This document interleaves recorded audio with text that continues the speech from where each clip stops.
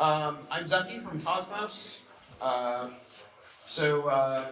We have a bunch of different layer 1 protocols, including me represented here. I'm not going to talk a lot though, I'm just going to ask questions. But we'll start off with like kind of the spicy one. Why does it take so long to ship a layer 1 blockchain? Though I will say it took me 5 years. So I'm not someone to talk. Our friends from Harmony have also shipped a layer 1 blockchain, and then the rest of you guys have been banging away at it for a while. Let's talk about the challenges of shipping a layer 1 blockchain. Why is it challenging, hard? What can go wrong? But also, I think we probably as an industry shipped more layer 1 blockchains than functional layer 2 solutions, so we have that going on as well. Let's see, so where to start? So we started, myself and my co-founder started the project Coda on mid-2017, and we actually were like, we're gonna sit in each other's living rooms and we're gonna program this thing over the summer, we're gonna ship our Coda, it's gonna be great. Didn't work out that way. I think I met them for lunch. It turns out it takes longer than that, so it's been like over 2 years now. We've still been like building, and we've just gotten, we've had like a public testnet with like a working succinct blockchain with the whole consensus layer in the snark. Turns out there's a lot to do. There's not like one big thing, but like once you go between the, there's like every part of like the computer science stack you almost have to touch to like build something with cryptocurrency and build a layer 1 protocol. And by the time you touch all those parts, you realize 2 years has gone by. Well, what are the different parts? So you have distributed systems, you have networking, you have like cryptography, you have like, particularly in distributed systems, you have like consensus algorithms, which is like, a very complicated topic in itself. You have data structures, you have like, systems level engineering with like databases and like I/O and stuff. There's just, I could go on, there's so much. So we started building Nervos blockchain in January 2018, so it's about 2 years already, and we are going to launch our mainnet next month. Wow, finally! And it's after like 6 months testnet running, and we did several mining competitions and testing stuff. I think it takes so long to build a layer 1 blockchain because there are so many moving parts in such a system. You need to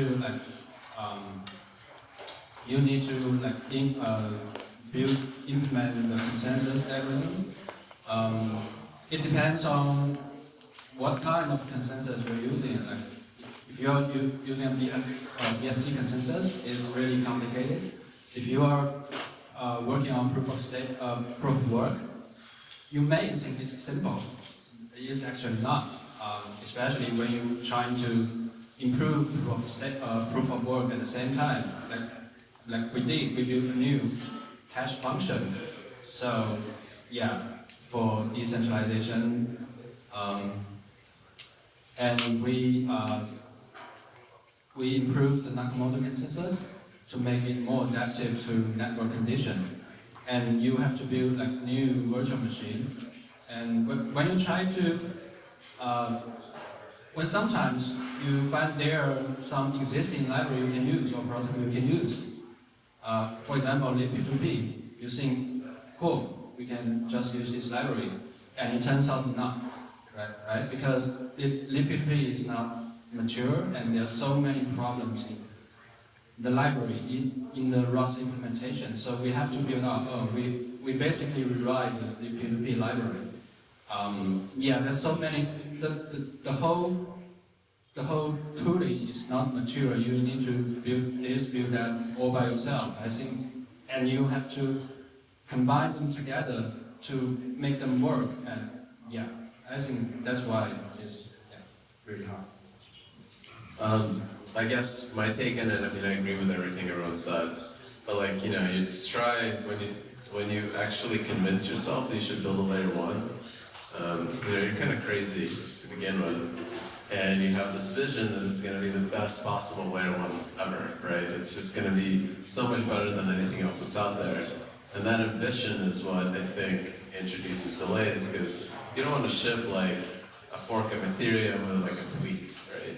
I mean, people have done that, but people have done that, but that's kind of pointless. So because of that, I think like we're driven to do something that is, you know, visionary, and then you realize, oh shit, hardware sucks, networking sucks, there's no tools, everything has to be built from scratch, like, and it's just a lot of work, and it's almost never-ending work.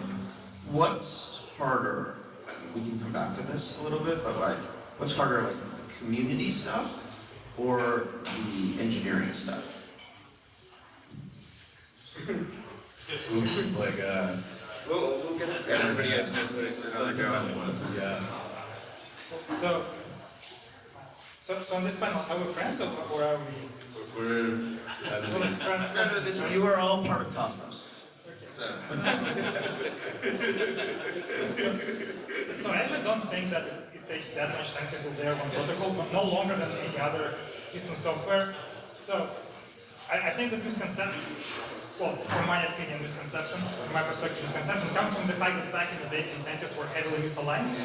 You can raise a lot of money by publishing paper which has like some tiny differentiator, and then after that you have zero incentive to build it because money is already yours, right? And so that's why we see so many protocols from back in the day that raised huge ACOs, 100 million ACOs, who never shipped, right? But if you look at the protocols that build today, right? If you look at our good friend Solana, right, or Near, like neither of us existed 1.5 years ago. Both of us are practically pre-mainnet, and both technologies are extremely complex. Right? So it's finally now to skip to winter, where all the those fake companies from the ICO they died out, and so only the companies that actually build something meaningful they survive. But all of those companies, they're pretty young. They're going to ship very soon. It doesn't take that much time. And actually, I want to challenge a couple of points about necessity to build everything from scratch. So if someone builds BFT consensus, then Tendermint works. And Tendermint cannot, Tendermint is as good as any BFT consensus will ever get. Right? So any claim that we have something significantly better than Tendermint is incorrect. Right? So every There are a person, number of people sitting next to you who disagree. right, but like if I talked to Chao Ma, right, who builds Harmony consensus, and their primary differentiator they point out is the way view changes happen and the complexity, but they both actually match exactly what Tendermint does, right? So I think that comes more from this understanding of Tendermint. And if any of you heard the term hot stuff does indeed improve a little bit on Tendermint, but marginally, and it's just not worth building hot stuff when Tendermint has been in production for a year now. It's open source, you just fork it, and actually we did that. Like at some point, Ilya from Mir, he forked Tendermint and plugged Mir runtime in 8 hours. After 8 hours, he had a fully capable Mir blockchain running on Tendermint. So it just doesn't make sense to use some other consensus, right? VM, you don't need to implement VM because WASM exists. And WASM is something that WASM slow. WASM is slow, WASM is good. It's a stack-based virtual machine. So Okay, hold on. Let's not skip ahead. WASM is slow if you have single shard. If you have many shards, that's faster. Right, but I think... We'll come back. I remember this right. But I think the point is that there are plenty of things you can use. Liquid is actually not one of them. Plenty of things you can use that exist today. And that speeds you up significantly, right? So as long as we bypass this not invented here syndrome, and as long as it's actually teams that build before ship software before that start building, I think it will take the same time it will take to build any system software, right? Databases also don't ship after half a year since inception. Yeah, for Harmony, actually, I think the major issue of making good progress is one of the things we're creating our own consensus because we want to be faster and provide a better finality. And also, since we're trying to blockchain, some of the properties and requirements are different. So we cannot just directly use other consensus like Tendermint without a lot of changes. So I have to build our own, and that really slows down the progress because building a BFT consensus is extremely complicated. And the hard part is it's extremely hard to debug because all of that process are kind of in a distributed manner, right? And they have to pull all of the logs together to figure out which part is going wrong. And And to really understand that, you need to pull all the lock kind of correlated together so you know what's the problem that caused this kind of either consensus stuff or kind of other problem happening. Another thing about not can't be able to make as good progress as other kind of DApp or projects is like doing the layer 1 blockchain technology. There are very few people have experience in this field, right? And if you hire a new engineer that doesn't know the blockchain technology, it will probably take them half a year to really make kind of a significant measurable kind of contribution. And in terms of building, as Zaki said, building communities that's important as building technology. For us, actually, we did make kind of a lot of effort on community building. We host this kind of meetup every Saturday. So coming from that, we actually, to make faster progress, we actually work 6 days a week, which is learned from the Chinese 996 rule from China, where you work 6 days every week. So every Saturday we do this meetup called TGI. We're a lot of friends on blockchain and who are interested in blockchain come join our office and talk about technologies, about doing partnership, talking about just collaborate, right? Because all of this blockchain circle is actually still small. We need more people to come together and help each other to grow the pie. Right? It cannot be this individual project working on their own, and it won't make the blockchain adoption faster for the whole world. All right. Okay. Cool. So I think we all sort of got the impression that layer 1 blockchains are hard. They kind of suck. They're also fun. Okay. I guess I'll pull like a little thread out of this, which is like sort of execution, smart contracts, scripting. There's a bunch of different approaches here. Like Coda has to pull everything inside of like a succinct blockchain. You guys are doing your RISC-V VM. You guys don't. You have a variety of VMs in Solana. Near is all in Wasm. What does Harmony do? We'll find out. Okay, so like maybe we can talk a little bit about like approaches to code execution and like what the trade-offs you see are and why you made the choices, what you think is important and is embodied in those choices about just like what kind of business logic can you put on a blockchain? Sure, so I think, let's see, where do I want to start? Yes, so the approach taken with Coda for mainnet is there will be like a small set of like templated functionality, like a limited set of smart contracts you can call, but not like a full set at launch. And this is because doing things inside of a snark is especially hard from this perspective of like doing general compute with like really good like UX. So we'll probably have it at some point, but like prioritizing like tokens and things like that. The thing that I think is important for us here, like at a higher level, is it should be really easy to do like the base things. You shouldn't have to like create like a million smart contracts to do like some simple multi-sig thing or some simple like token thing. So supporting those with really good UX is like the most important part, and what we're aiming for with Coda. When we try to make a decision on the execution model of CKB, what we think about first is like what's the feature of a layer 1 blockchain? We think a layer 1 blockchain should be a blockchain with global consensus that everyone in the world can participate in. And which is what makes it global, right? And such a consensus, because the scope is so large, everyone needs to verify a transaction and vote for the transaction. It will make the blockchain slow and expensive. And if the layer 1 is slow and expensive, suppose like sharding doesn't work. Then we need to do as little work as possible on layer 1 blockchain. And that affects a lot of design decisions we make. Like, for example, we chose to use a low-level virtual machine instead of a high-level one.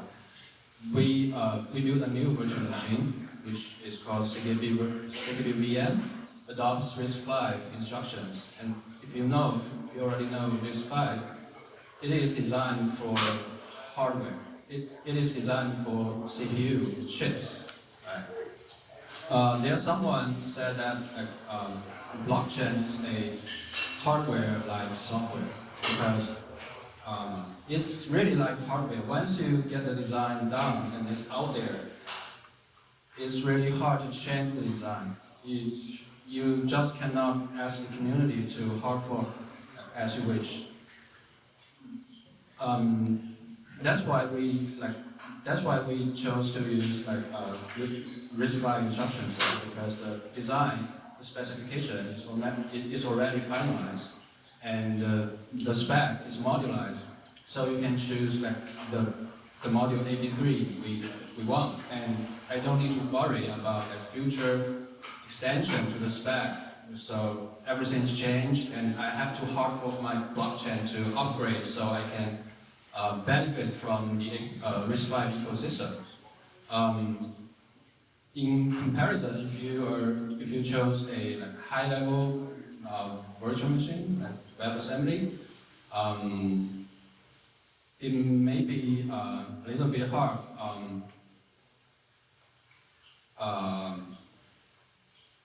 For example, because it's high level, there will be something like garbage collection in the specification. And do you want to, when you want to put WebAssembly on blockchain, you will think about it, right? Do I need garbage collection on blockchain or not? If not, I need to remove that part from WebAssembly, and that's why I think that's the reason why there are so many WebAssembly variations in this blockchain world. It's not like everyone is using the same WebAssembly, but I have my WebAssembly and you are using a different version of WebAssembly. So yeah, that's some thoughts we have. So I mean, we make decisions based on what is the fastest implementation physically possible. Really it comes down to how do you utilize hardware, and the only fast hardware we have are GPUs or SIMD lanes. So single instruction, multiple data execution model. So our virtual machine is based on this really old, crufty bytecode called Berkeley packet filter. It's been around since the 90s. It's used in the Linux kernel to take untrusted code from user space and send it to the kernel, and then execute those PPF bytecode hooks on events in the kernel. And it has some really nice properties where the instruction set, you can JIT it in a single pass to x86 or other machine languages, and it doesn't have any stacks. So why that's interesting is because when you have hardware that's basically running single instruction, multiple data, those things don't have stacks. They just have data and pointers.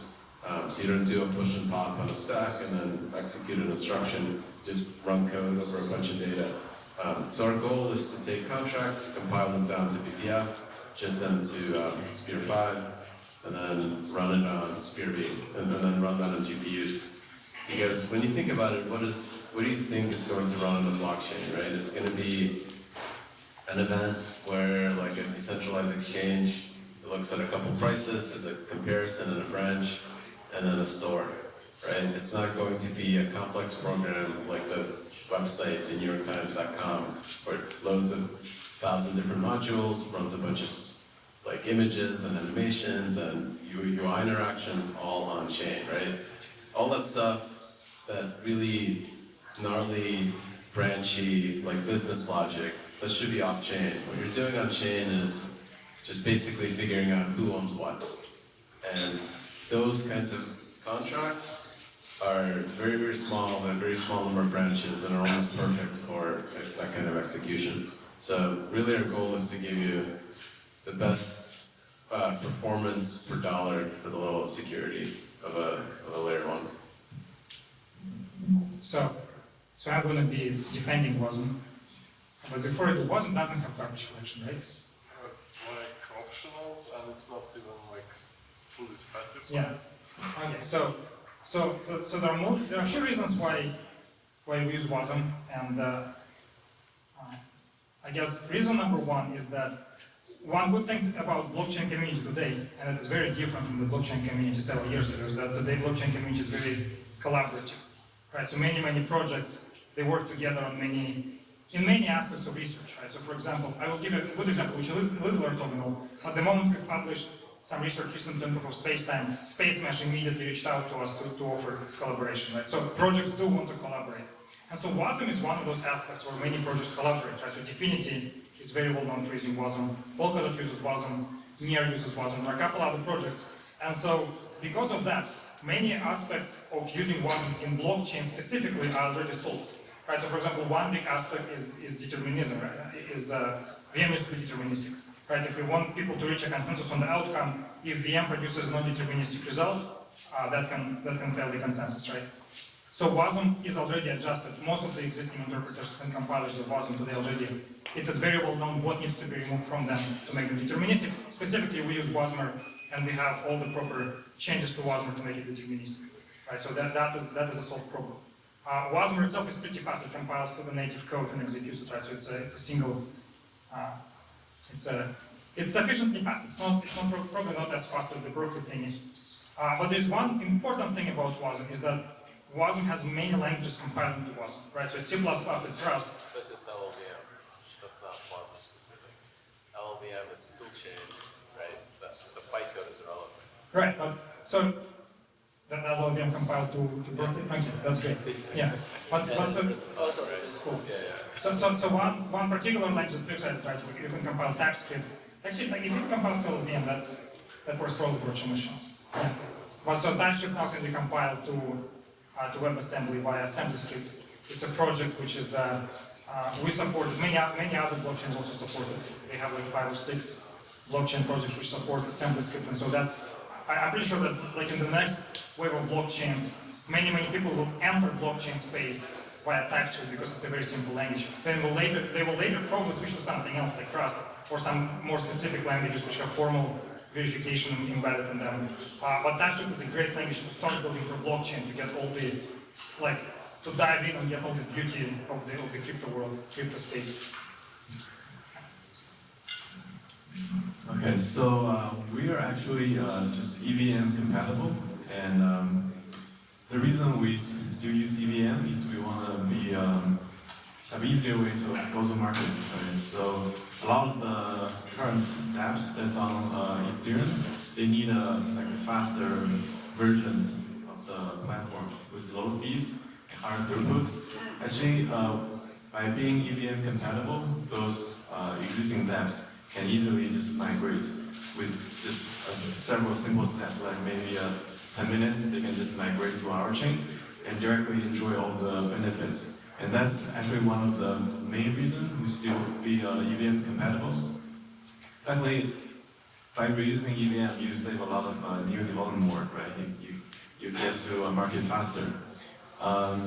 So besides being EVM compatible, we're also thinking about incorporating WASM in the future, right? Because you get more language supported, and it's also about getting more people who are new to blockchain be able to ramp up or enter blockchain easily, right? You don't want everybody to learn Solidity when they learn blockchain. They want to still use their own language, like C++ or others. Yeah. So in EVM, they call this synchronous, right? What happens if 2 contracts are on different shards and there's a synchronous call? So for the quad shard kind of smart contract support, actually this is a very hard problem to solve. And right now there's no one that's solving quad shard smart contract call with all these complicated dependencies. You can support kind of simple operations like token transfer of like a ERC20 token between the shards, which is basically using the same technology of normal native token transfer, which is mostly all of the sharding-based blockchain are using this receipt-based approach, right? But for all of this complicated dependency and more than one level dependencies between the smart contract in different shards, that will be a lot harder, if not feasible to tackle. So that's left to the near arbitrary cross-shard transaction, saying that left to the near the depth trader. Okay, cool. Okay, so we got about 2 minutes left. So there's like one. There are a lot of questions that this group of people could talk about for a long time, but I'm going to ask like a simple one, or maybe a complicated one. So you're all building layer 1 protocols. Do your layer 1 protocols need a layer 2 to succeed? Not for us, no. On Coda, we can get really high throughput, but still only 1 kilobyte to get the snark, so no. So for us, the answer is definitely yes, because we are building on layer 1 for layer 2, and we need layer 2 protocols to help us to scale, to help the whole network scale. We did many specific design for layer 2, like we make our virtual machine so efficient that you can compile any cryptography library written in C or ROS to run on SFBW. So crypto primitive will not be your obstacle to implement your layer 2. And yeah, we need layer 2, and we are holding layer 2 meetups everywhere. And you're welcome to join if you are a layer 2 team. I guess performance-wise, we don't really need it, but I think the design pattern of layer 2 is actually pretty decent. If you can basically encapsulate all the front-end work as the layer 2 like state channel, then that to me seems like a really good application, because then potentially you can like hide some of the data, hide some of the transactions, and still use the chain for agreement. I don't know if anyone will actually use this stuff, but I can see it being useful. Yeah, I don't think layer 2 is going anywhere. So, like if we use an example state channels, like in state channels, transactions confirm immediately, and because we're doing them between 2 of us, nobody really pays any fees, right? So they're completely free and then they are instantaneous. On layer 1, there's always going to be a cost. There's a consensus for transaction, like there is going to be a consensus on transaction.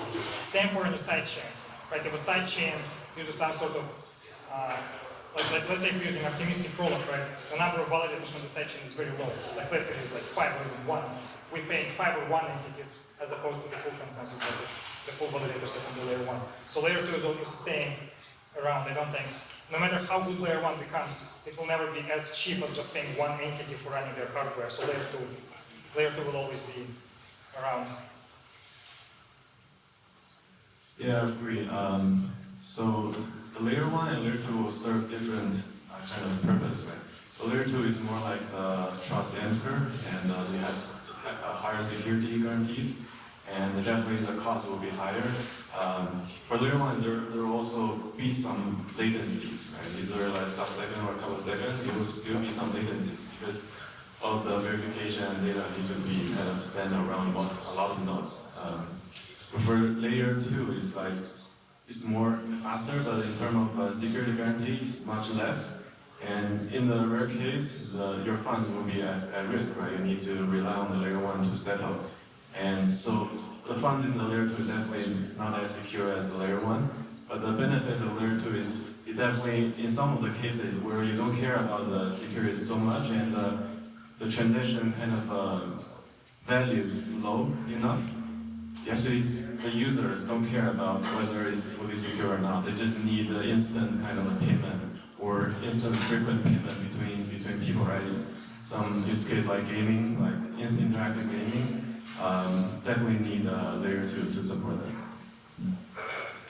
Awesome. So thank you very much, guys. Thank you, Zaki.